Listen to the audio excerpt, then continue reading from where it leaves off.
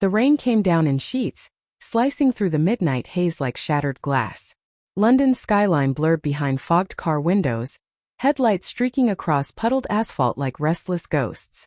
Inside the quiet car, her fingers trembled around the steering wheel, not from cold, but from the weight of what she was about to do. Isla Weston hadn't seen him in 11 years. And now, just beyond that wrought iron gate, in the shadow of the Ashcombe estate, stood the only man who had ever truly seen her. The man who ruined her life. The man she had never stopped loving. As she stepped out, heels sinking into the wet gravel, her breath fogged in the air. Then she saw him, under the archway, cigarette lit, eyes shadowed but unmistakable. Gabriel Thorne. Still devastating. Still dangerous. Still hers in some unreal, forbidden corner of the past. And when their eyes met, nothing else existed. Not the storm. Not the years. Not the wounds. Just that look. It began again. The Ashcombe estate hadn't changed. Towering stone walls, ivy-cloaked and cold. Windows like watchful eyes. Silence blooming in the hollows of the place, heavy with ghosts. Isla stepped inside, her heels echoing off the marble floor. Gabriel's voice broke the silence. "You're late." She turned slowly. "I wasn't sure I should come." "You shouldn't have." He flicked ash into a crystal dish. "But you did." His voice was deeper now, roughened like whiskey left out too long. The years had carved him with precision. Still arrogant. Still too calm. But something in his eyes faltered when he looked at her. Like he'd been bleeding quietly ever since she left. They didn't speak for a long moment. Just stared. History surged between them like a riptide. Isla had once lived in this house. Not as a guest. Not as a lover. But as a daughter of the help. Her mother had kept the estate pristine. Gabriel's father had owned it all: land, legacy, secrets. Isla had grown up in the servants' wing, watching the Thorne family from a distance. Gabriel was forbidden. But he hadn't cared. At 17, he'd found her in the greenhouse crying. He didn't ask why. He just sat next to her in the dark and said, "Sometimes silence is safer than truth." They'd fallen in love in fragments, stolen glances, whispered confessions, nights of moonlight and fear. And then suddenly it was over. A scandal. A betrayal. A letter left behind. Isla had vanished without a word. And now she was back. For his father's funeral.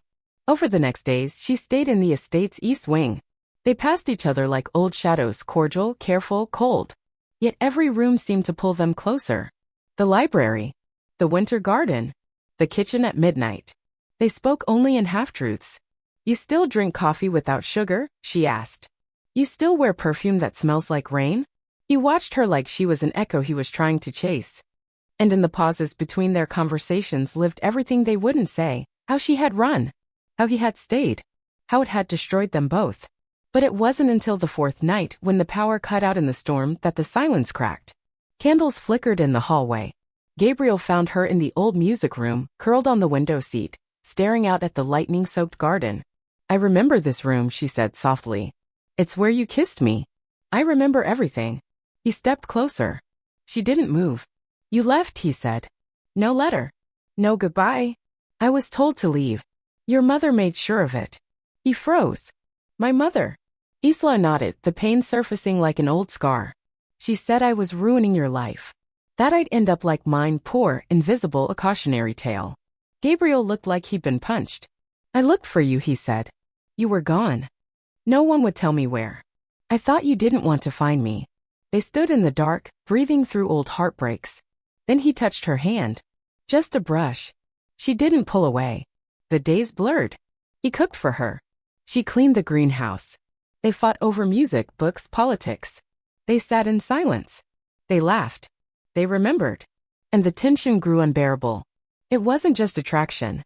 It was gravity. Need. Ache.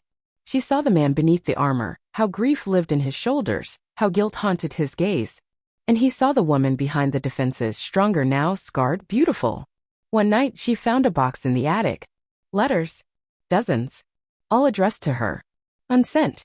Written by Gabriel. She read every one on the floor of the study, tears slipping silently down her cheeks. He found her there at dawn. "I never stopped writing," he said. "Even when I thought I hated you." She looked up at him, raw and ruined. I never stopped waiting. They didn't need grand declarations. Just the simple, aching honesty of being seen. One evening, wrapped in blankets by the fire, she whispered, "I'm afraid." "Of what?" "That I'll love you again and lose you again." He held her tighter. "Then let's not lose each other this time." But fate still held one final card. Gabriel's mother, the woman who had torn them apart, wasn't gone. She was very much alive and she wanted the estate sold. She knew Isla had returned and she knew their love was rekindling. She gave Gabriel a choice: walk away from Isla again, or lose everything: his name, the legacy, the land. Isla overheard the ultimatum. And once again she left. But this time she left a letter.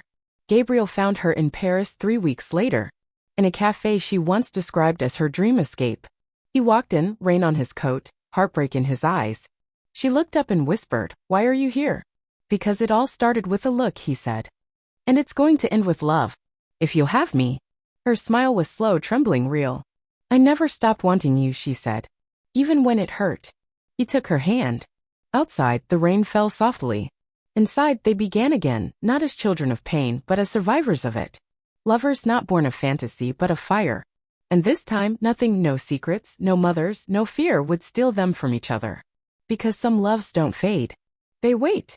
Through silence, through storms, through years. And when the look finds you again, it doesn't ask for permission. It simply says, "You're home."